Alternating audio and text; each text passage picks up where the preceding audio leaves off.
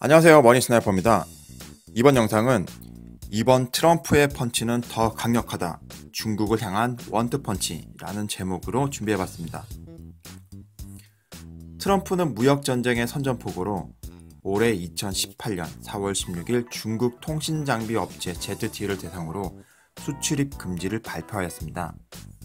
수출입 금지의 명분은 해당 기업이 북한과 이란에게 수출했기 때문이었습니다. ZTE의 대미 수출 제품은 90%를, 그 이외의 제품은 60%를 미국의 퀄컴사의 칩셋을 사용하고 있습니다.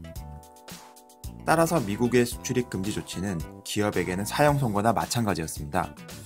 주식은 제재 후 증권시장에서 거래가 중단되었으며 2달 후 제재 해제 합의가 이루어지고 주식은 거래가 재개되었는데요.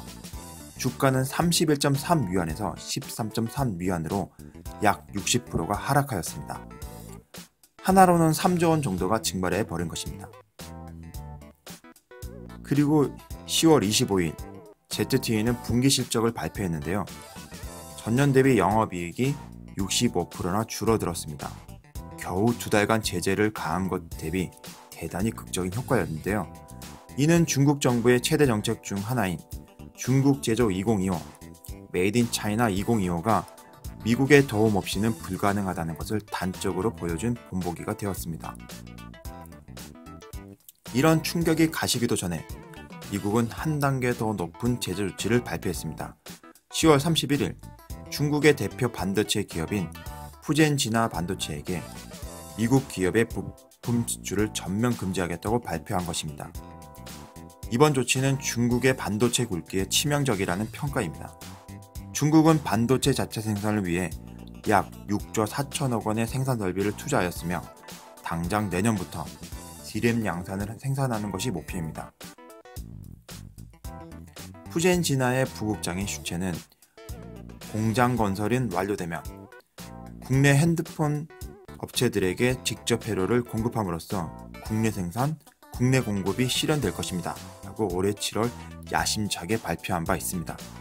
하지만 이제 이 꿈 무기한 연기되는 듯 합니다.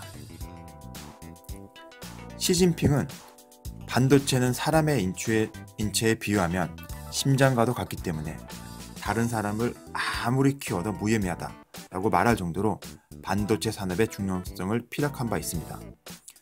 이번 미국의 조치는 시진핑에게 뼈아픈 한방이 될 것으로 보고 있습니다. 속된 말로 시주석에 뼈를 때린다고 할 수 있겠죠. 중국의 반도체 산업에 대한 맹추격으로 국내 반도체 기업들이 몸살을 앓고 있는데요. 이번 미국의 조치가 우리 기업들에게는 단비가 될 수 있을지, 그리고 얼어붙은 한국 증시의 봄비가 될 수 있을지가 주목되는 순간입니다. 머니 스나이퍼였습니다.